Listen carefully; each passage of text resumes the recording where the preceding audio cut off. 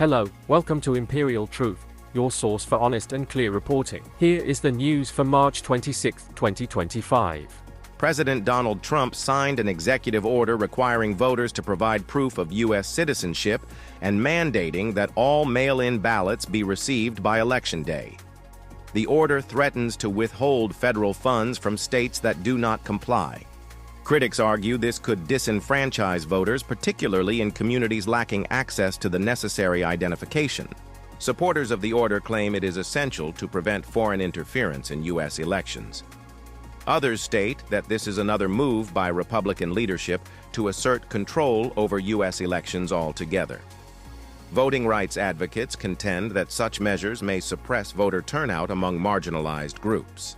In a significant upset, Democrat James Malone won a special election for Pennsylvania's state Senate, flipping a district that had favored President Trump by 15 points in November. This victory contributes to a series of Democratic wins in traditionally Republican strongholds. Analysts suggest this trend may indicate shifting voter sentiments ahead of upcoming general elections. The Democratic Party's recent successes in special elections have bolstered their momentum and fundraising efforts.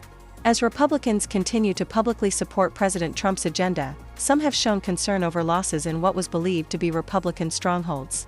U.S. House Speaker Mike Johnson emphasized Congress's authority to eliminate district courts in response to judicial blocks on President Trump's initiatives. He criticized nationwide injunctions issued by district judges, arguing they violate the separation of powers.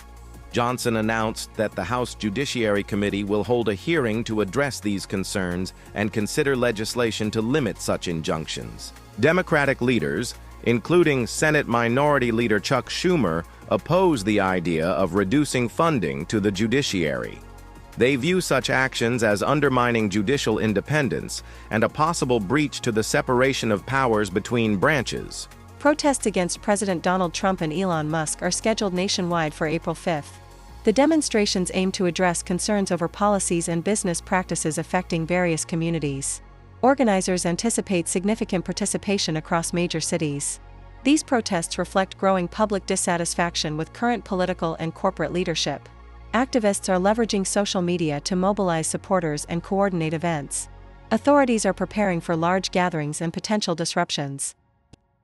In a 7-2 decision, the U.S. Supreme Court upheld the Biden administration's rule requiring serial numbers and background checks for ghost guns, untraceable firearms assembled from kits. The ruling confirms that such kits fall under the Gun Control Act's definition of firearms, thereby subjecting them to federal oversight. Justice Neil Gorsuch, writing for the majority, emphasized the necessity of adapting existing laws to address modern firearm manufacturing methods. Law enforcement agencies have reported a significant rise in crimes involving ghost guns, with over 19,000 recovered at crime scenes in 2021.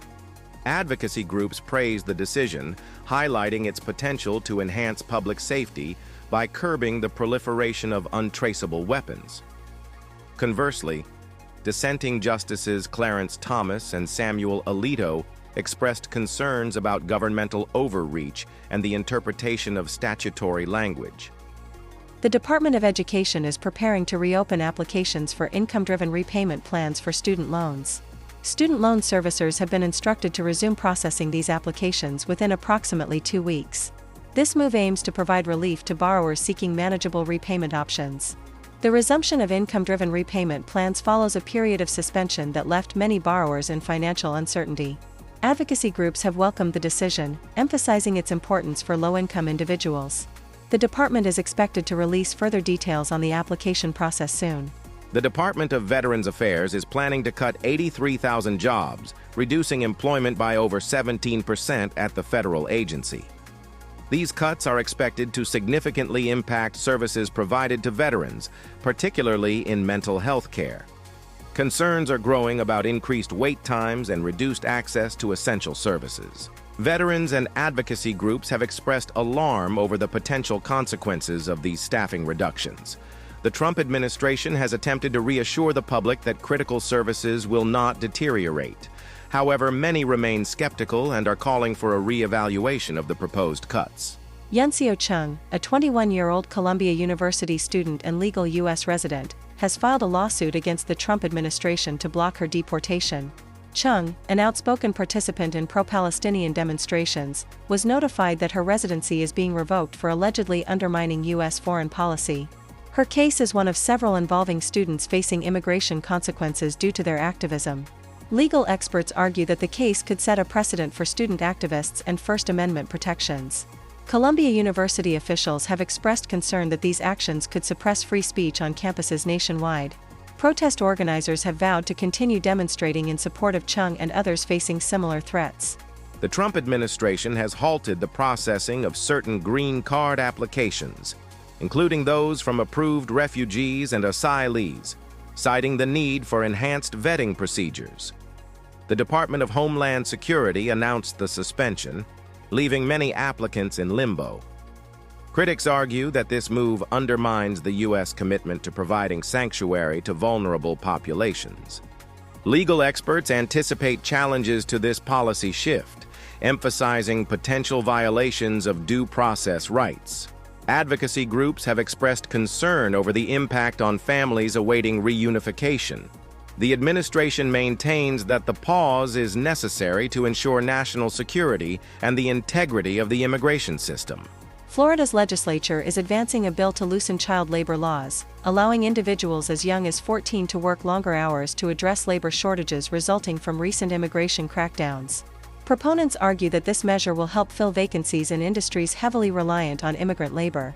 Opponents raise concerns about the potential exploitation of minors and the impact on their education. The proposed changes would permit 14- and 15-year-olds to work up to 30 hours per week during the school year, an increase from the current limit of 15 hours. Business owners in agriculture and hospitality sectors support the bill, citing urgent staffing needs. Child welfare advocates caution that such policies could jeopardize the well-being and future prospects of young workers. Thank you for watching. Please like and subscribe. You can also follow us on our other socials, links in the description box below. Thank you again.